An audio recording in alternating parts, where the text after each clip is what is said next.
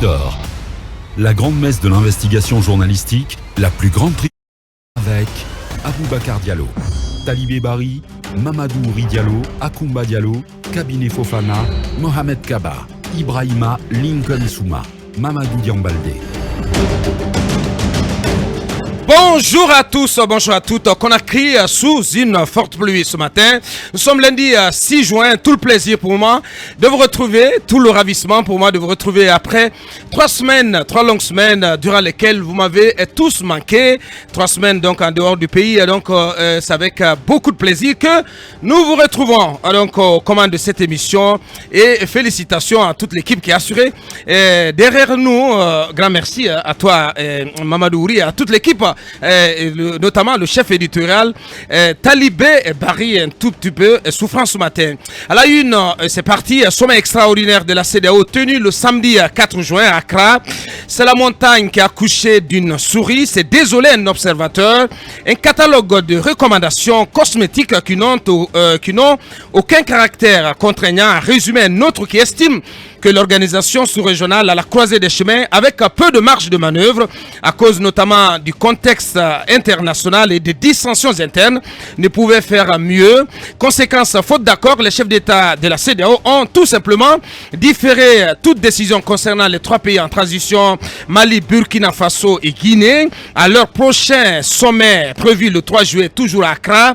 In fine, ce fut la poire en deux. Les partisans d'une ligne en faveur d'un assouplissement des sanctions contre le Mali et ceux d'une ligne dure qui réclamait des punitions contre les juntes burkinabés et guinéennes, renvoyés dos à dos tout en exprimant leur vive préoccupation au sujet de la détérioration du climat sociopolitique en Guinée à cause de l'absence d'un cadre de dialogue approprié.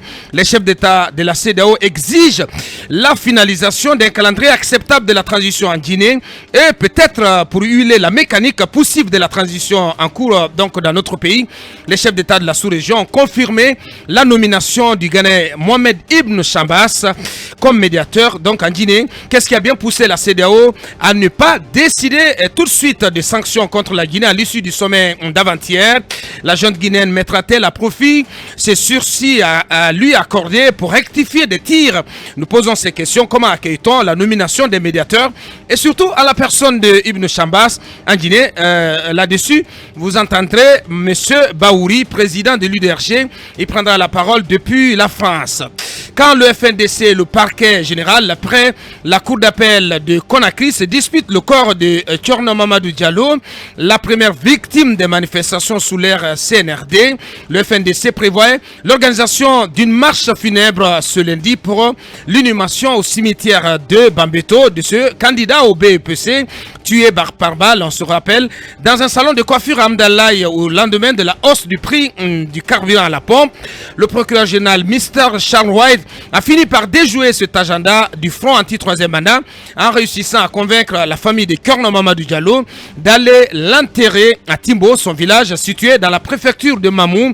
Le procureur général de Conakry s'était même fait menaçant sous la question en assénant devant la presse hier, dimanche, citation, en cas de trouble à l'ordre public, nous, toutes les personnes qui ont lancé l'appel à cette manifestation seront poursuivies et arrêtées, déférées, a-t-il martelé. Alors, est-ce un revers pour le FNDC et compagnie? Cela n'accentue-t-il pas la pression sur Charles White en vue d'une véritable enquête autour du décès de Thierno Mamadou Diallo? Là-dessus, vous entendrez Sekou Koundouno, responsable des stratégies et planification chez le FNDC. Bien que fracassante, la démission de Mohamed Kouyaté de ses fonctions de directeur de cabinet du président du CNT peut-elle être considérée comme simplement anecdotique? À défaut, serait-elle le signe évident des malaises profonds dans les rapports entre Dr Dansa et ses collaborateurs au Conseil national de la transition? Nous posons ces questions. Que s'est-il réellement passé entre le président du CNT et son ex-DIRCAB? Et à sa suite également, que s'est-il passé réellement entre Dr Dansa Kourouma et Moussa Daraba? Le portrait dressé par Mohamed Kouyaté est-il vrai ou caricatural du Dr Dansa Kourouma? Mirador et ses chroniqueurs se penchent sur sur cette actualité. Et on parle là aussi des examens nationaux du CEP au baccalauréat unique en passant par le BEPC. Ce sont des dizaines de milliers d'enfants guinéens qui commencent ce lundi 6 juin leurs différents examens sur toute l'étendue du territoire national. Cette session 2022, la première sous l'ère CNRD, concentre les mêmes inquiétudes que depuis plusieurs années. Les mesures antifraude seront-elles à même d'endiguer l'ingénierie des pratiques qui entachent la crédibilité de ces trois examens nationaux?